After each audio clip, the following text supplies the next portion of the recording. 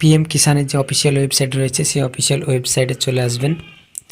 চলে আসার পরে একটু নিচের দিকে আসবেন এবং ফার্মার কর্নারে এখানে নাও ইওর স্ট্যাটাস এ ঘরে ক্লিক করবেন।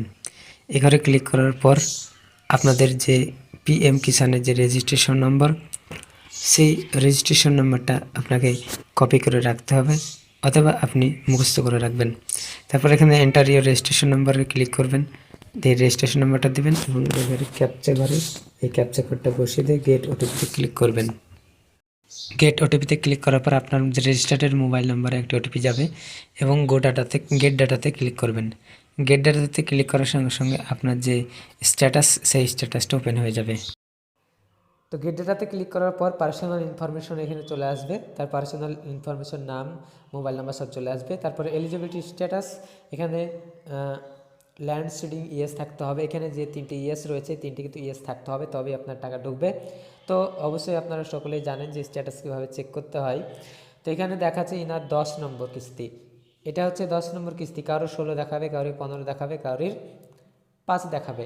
তো যে যখন যেভাবে রেজিস্ট্রেশন করেছে যত দেরিতে তার তেমন হিসাবে সেই হিসাবে আপনাদের টাকা ঢুকবে। তো ইনার কি দেখাচ্ছে, ইনার দেখাচ্ছে পেমেন্ট প্রসেস ইয়েস আছে, অর্থাৎ ইনার টাকা ঢুকবেই আর ঢুকছেও। তো আজকে মূল বিষয় হচ্ছে কেউ 10,000, কেউ 12,000, কেউ 16,000 পাচ্ছে। এটা কীভাবে সম্ভব? আপনি 2,000 পাচ্ছেন, এটা সম্ভব এই কারণেই যে এখানে যদি আমি ক্লিক করি 10-এর জায়গায় ক্লিক করব এবং আমি এর ইনস্টলমেন্ট দেখে নেব 7 নম্বর কিস্তি। 7 নম্বর সিলেক্ট করার পর তার 7 নম্বর কিস্তির যে ডেটা সেটা আমাদের সামনে চলে আসবে।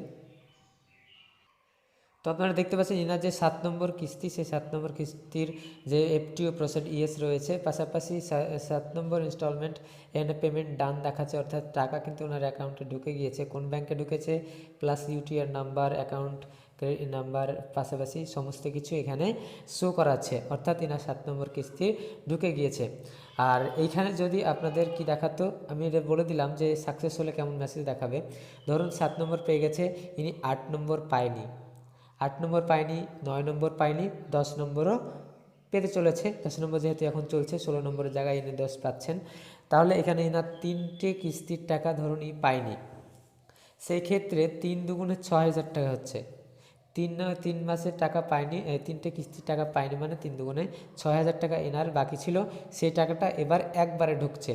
হতে পারে এনার এফটিও এটা নো ছিল, হতে পারে এনার অ্যাকাউন্টে কোনো সমস্যা ছিল। এরকম যে আপনি এখানে সিলেক্ট করবেন যে আপনি এর আগের টাকাটা পাবেন কি পাবেন না, পেয়েছেন কি পাননি সেটা দেখতে পারবেন।